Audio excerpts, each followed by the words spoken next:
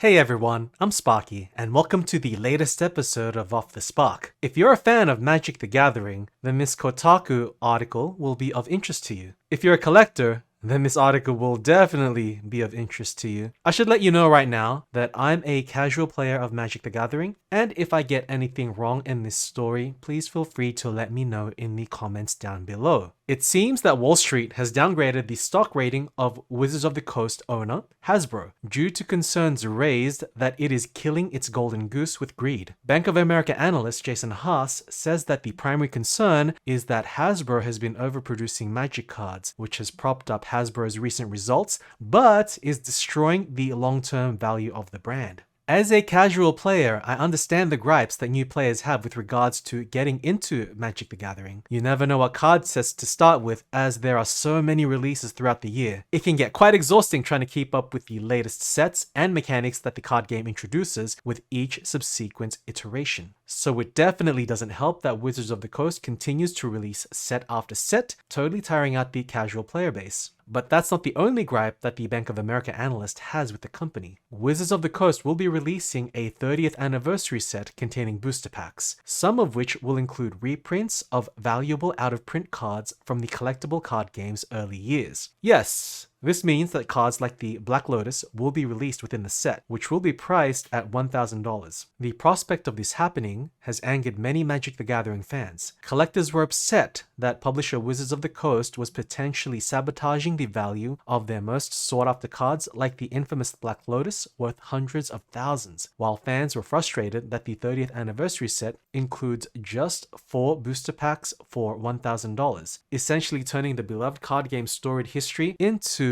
2022's worst real-life loot box. First, a couple of notes. It is definitely true that cards like the Black Lotus, Shivan Dragon, and Lightning Bolt are worth a lot of money. Using MTG Goldfish and TCG player values on beta versions of the select cards, Black Lotus is worth roughly $42,000, Shivan Dragon is worth $4,262.70, and Lightning Bolt is worth $425.29 as of November 14, 2022. It is understandable that many players who are also collectors would get angry at the prospect of their collections being devalued because Wizards of the Coast decided to make a money grab. There is a key difference to be noted here, that the 30th anniversary edition is a non-tournament legal product. This means you can't use it in any tournaments. And I've seen comments basically saying that the cards are legal proxies, basically. There is also speculation that Wizards of the Coast might in future allow proxies to be used in tournaments. So as of now, I don't believe that the value of the tournament legal cards will be impacted greatly, if at all, but like most things, this is subject to change, depending on how Wizards of the Coast allows the card to interact in a tournament setting.